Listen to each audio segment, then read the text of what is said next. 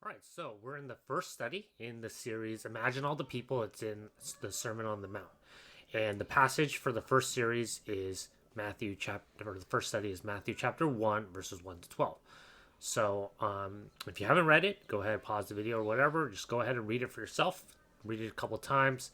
Make sure you have a good idea of what the passage is saying before we get into this, because I give it all away. This study is called the blessings. It's the Beatitudes. The Beatitudes means like the blessings. So it's calling it the blessings. Okay. Okay. So the Beatitudes is basically Jesus goes up to a mountain and he starts teaching. So that's basically the opening of the Sermon on the Mount, and then he gets into the Beatitudes. It says he opened his mouth and he taught them, saying. Okay, so this is like, okay, he's starting to go. He's opening his mouth. It's like, okay, thanks for that description. If you're talking, you need to open your mouth, right? But I think the author is emphasizing, okay, boom, it's coming out. It's like an effect, right? And what does Jesus say? He says, "Blessed are the poor in spirit, for theirs is the kingdom of heaven. Blessed are those who mourn, for they shall be comforted. Blessed are the meek, for they shall inherit the earth. Blessed are those who hunger and thirst for righteousness, for they shall be satisfied." And so on. And he lists a number of different blessings. So, a couple of points about this. First, before we get into the Beatitudes, I want to point out that Jesus went up on a mountain. So, Jesus going up on a mountain and then delivering kind of his Sermon on the Mount, his set of his moral code, his ethics for his disciples. It's not a coincidence. Everything in the New Testament, everything that Jesus is about, is related back to the Old Testament. So Jesus is like, he just lives in the world of the Old Testament. He lives in the world of the Hebrew Bible, the Tanakh, right? So as I talked about in the intro video, you can watch that if you haven't had a chance. But he's steeped in the Old Testament. And so without understanding the Old Testament or the Hebrew Bible, and you have to understand it pretty well. If you don't understand the structure, how it works, the entire thing, how it works together, then you're not going to really understand what the Sermon on the Mount and Jesus' teachings. So one of the things is Jesus goes up on the mountain and he starts delivering his version of the law, basically. So it's Matthew is clearly depicting Jesus as this is the new Moses. Moses went on Mount Sinai and delivered the Ten Commandments, delivered the law, heard from God, and Jesus going up on a mountain and saying, here's my version. Okay, so that's the first thing. The second thing is, if you want to look at the word blessed, and the idea of blessing has a rich tradition in the Old Testament. Very rich tradition. Again, you cannot understand the Beatitudes if you don't understand the Old Testament. So one of the things is we studied already how the blessing and the curse, how the blessing came from Genesis chapter 1, where God said, be fruitful and multiply, fill the earth and subdue it, right? And it says, God blessed them, saying, blah. It doesn't say God said to them, blah, blah. It says God blessed them, saying. So this blessing is like kind of a magical quality, if you want to look at if you want to think about it that way. But it's God putting something on the people saying, hey, you're going to be blessed. You're going to be fruitful, multiply, fill the earth, and subdue it, right? So when we looked at Jacob and his story, how did that translate? Well, being fruitful and multiplying meant having a lot of kids. So he's just going to be numerous and multiply. He's going to get the land. So ruling over the earth meant that he has this plot of land in Canaan that is going to be his and for his descendants. And that the fruitful part is that he's going to get all the prosperity and all the wealth that comes with the land, the cattle, the crops, and just all the wealth that comes from the land. So that was blessing in the Old Testament. Another thing is that these Beatitudes are very in the same structure as a lot of the Psalms and Proverbs. They're in there's a wisdom literature structure, which is just simply, blessed are those blank. And for this is the reason why, or this is what will happen to them. Okay, so for example, in Psalm 1, it says, "Blessed are those people who don't walk in the way of the sinners, who walk, don't walk with don't sit down with mockers or stand in, those kind of things. Blessed are those people who don't associate with those bad people or the people who don't know anything, but the people who are soaking in God's word, on His law, and meditates day and night. Those are the people who are going to be blessed, right? So there's this blessed are blank for blank, and that's a very common wisdom literature motif, or wisdom literature structure, I should say. And so Jesus is drawing from both of those. He's saying, hey, let's look at who was actually blessed. And in the ancient times, in Jesus' times, because of the way that the Old Testament described the people who are blessed, it was a common thought that rich people were the ones who were blessed by God. And so what did it mean to be rich? It means because Jacob, Abraham, Isaac, David, even Moses, all those people were rich. All the people in the past, the heroes of the Bible, were wealthy and they were considered blessed by God. So if you are poor, you're obviously not blessed by God. And if you're not blessed by God, that means you're not doing the right things. You're not walking according to the right path. You're not doing what it says in Psalm 1. Because if you did what it was Psalm 1, it said you would prosper and you would get some of the wealth.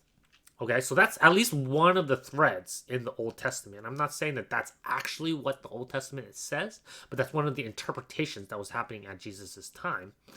And even now, if you know about the prosperity gospel, that's where they base their stuff on. And it's not something really new. It's been there for a long time. But Jesus here is clearly saying, no, that's not true.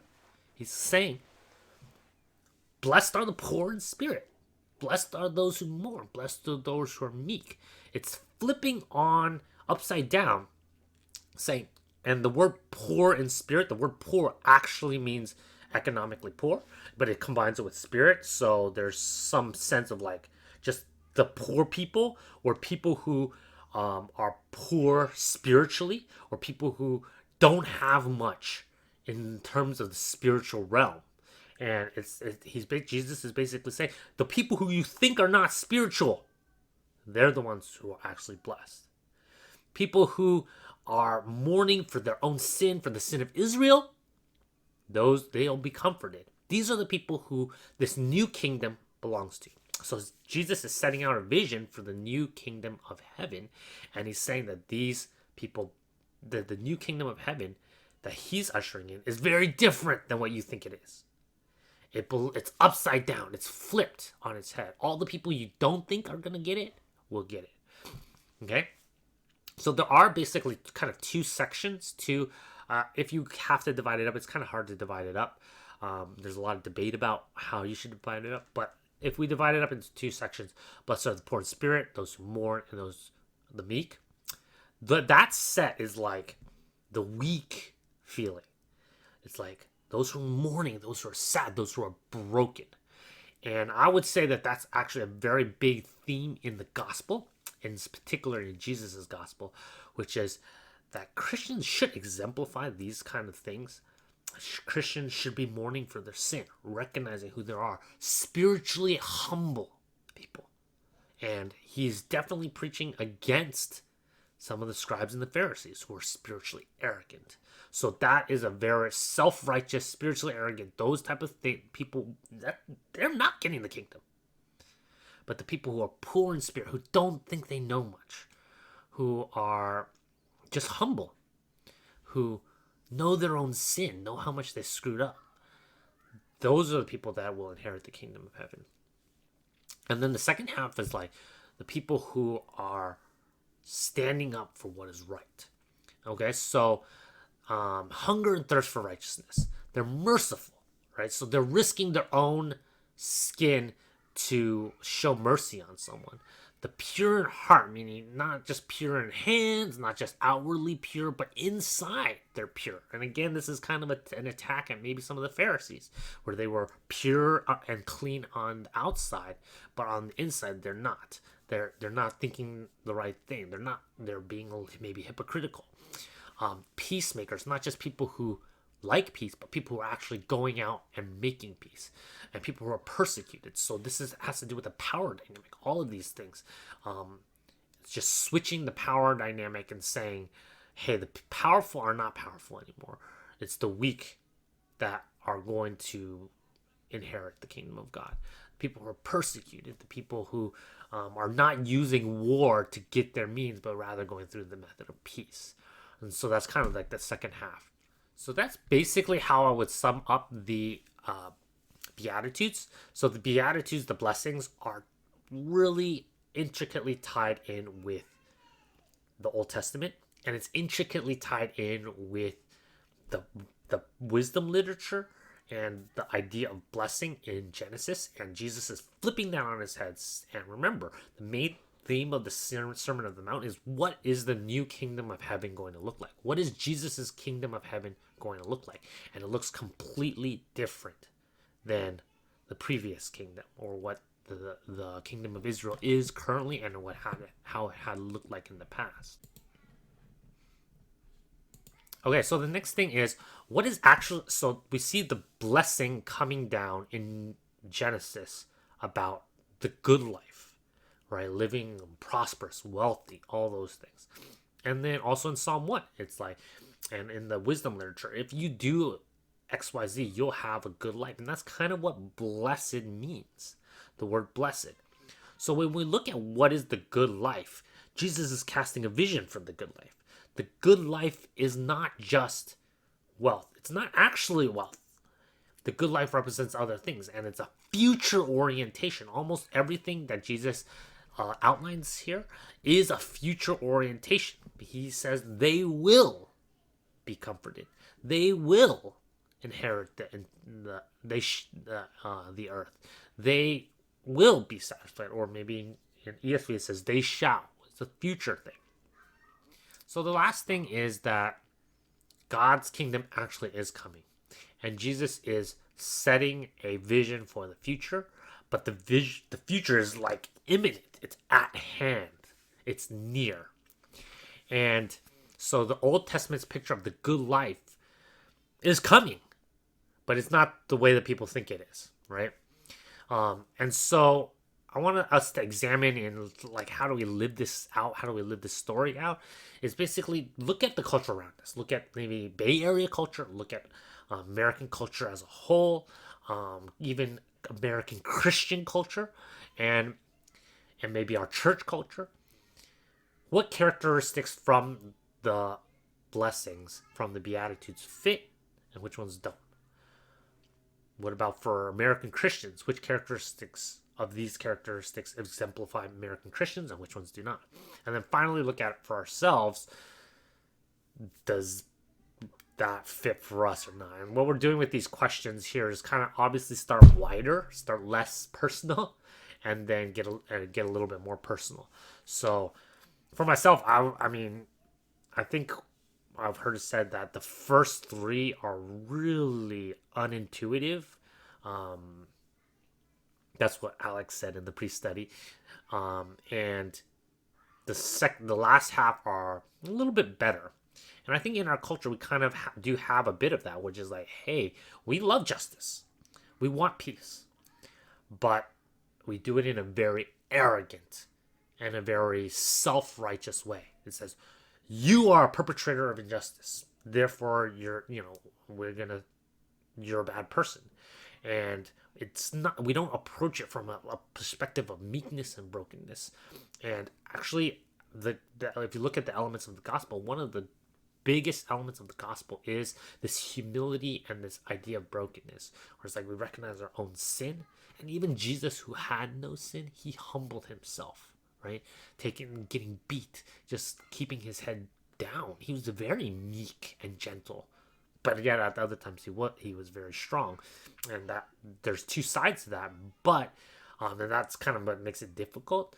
But I think part of the gospel is definitely we need to have that meekness, that humility in advancing the gospel. And if we are advancing the gospel in an arrogant or like power-driven way, like asserting our will on other people, then I think that's misguided. I think American Christians, we've been on both sides, left and right, have taken to politics and trying to use politics to push our agenda on the other side. And I don't think Jesus would have done that, to be honest with you, because that's not meek, and that's not a spirit of poverty, right? A spirit of brokenness. It's not really acknowledging our own sin. We tell other people, you're sinners, but we don't highlight our own sin. People don't know Christians as broken people. It's like when you talk about Christians, is that broken? Are they broken people? No, you usually think of them as pretty arrogant and pretty self-righteous. So there's something we're doing wrong if that's the image we're portraying. So, yeah. All right, that's it.